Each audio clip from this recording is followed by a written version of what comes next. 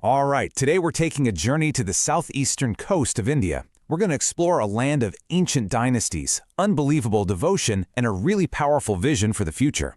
We are diving deep into the captivating state of Andhra Pradesh.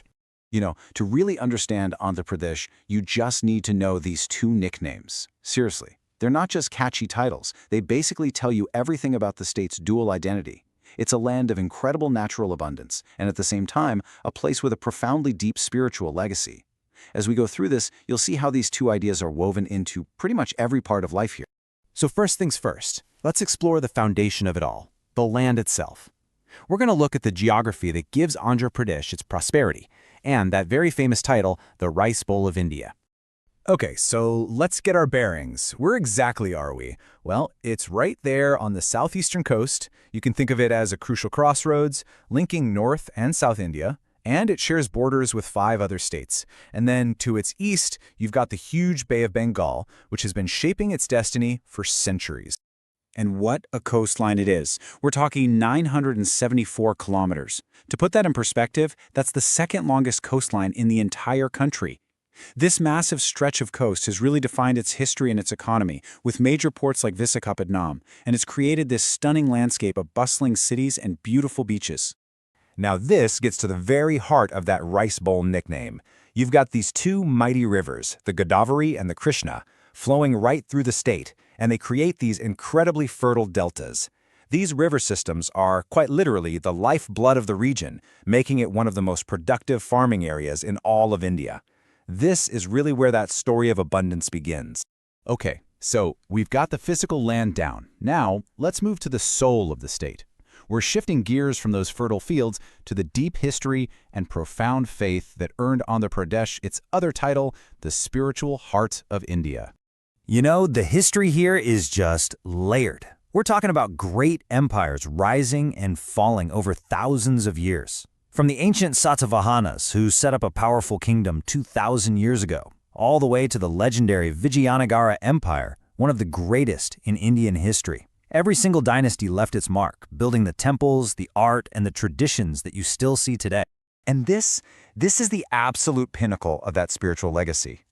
The Tirumala Temple isn't just a place of worship, it's a global phenomenon. It's the world's richest temple, a center of immense faith that pulls in millions of pilgrims every single year. Just to give you an idea of the scale, its daily donations can top $3 million. It's a central pillar of the state's identity, both spiritually and economically.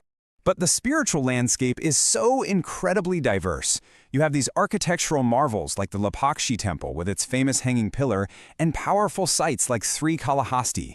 And the history here also includes this really deep Buddhist heritage, with ancient centers like the Amravati Stupa and Nagarjunakonda. It's a great reminder that this region has always been a crossroads for many different faiths. So we've seen the land and its history. Now let's get into the living culture of the people, their unique language, their beautiful art, and yeah, of course, their incredible food. This is where the soul of Andhra Pradesh really comes to life. The official language here is Telugu, and what a beautiful language it is. It's actually one of India's classical languages, and it earned this amazing nickname, the Italian of the East. Why? Because of its melodic, flowing sound, where words often end in vowels. It just gives it this unique musical quality that its speakers absolutely cherish. And that artistic expression extends to performance, too. On one hand, you have the refined, classical elegance of Kuchipudi, which tells these ancient stories with incredible grace.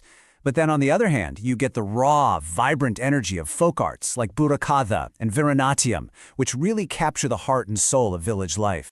And the creativity here is tangible. You can literally hold it. Artisans carry on these centuries-old traditions, from carving lightweight Kondapalli toys to painting intricate kalamkari textiles using organic dyes, or weaving the famous, beautifully simple Mangalagiri saris. Every single craft tells a story of skill that's been passed down through generations. Okay, you knew this was coming. We have to talk about the food. Andhra cuisine is famous across all of India for one thing above everything else: its bold, unapologetic flavor. It's known for being spicy, tangy, and so aromatic. Let me just say, this is not food for the faint of heart. It's really all about the unique ingredients. You've got iconic dishes like pulihora, which is this tangy tamarind rice, and pesaratu, a savory crepe made from green gram.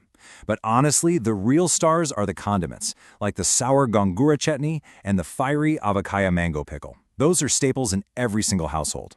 And for dessert, you've got this delicate, paper-thin sweet called puthirekulu. So we've seen the ancient past in this incredibly rich culture. But don't think for a second that Andhra Pradesh is just living in its history. In this last section, we'll see how it is aggressively forging a modern identity as a real economic powerhouse.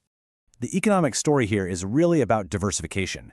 Agriculture is still that strong foundation, staying true to its rice bowl roots, but the real growth engine now is coming from modern sectors like IT and pharmaceuticals. And looking ahead, the state is betting big on manufacturing to drive its future. It's a really smart, powerful strategy. And this vision isn't just on paper, it's being built with concrete projects. We're talking about the ambitious new capital city, Amaravati, massive industrial corridors built around its ports, and Sri City, which is one of the biggest special economic zones in all of Asia. The focus is crystal clear: create a modern hub for technology, green energy, and advanced manufacturing. So what's the big takeaway here? Andhra Pradesh isn't just a state on a map, it's a living civilization. It's a place where you can hear ancient chants echoing in temples that stand just miles away from cutting-edge factories. It's a land that really does embody this blend of a glorious past and a truly powerful future. And that leaves us with this really fascinating question. In a world where tradition and modernity often feel like they're in conflict, Andhra Pradesh is trying to weave them together. So how does a land so deeply rooted in ancient history, faith, and culture manage to build a brand new, technologically advanced future without losing its soul? That right there is the dynamic, unfolding story of Andhra Pradesh. Thanks for tuning in.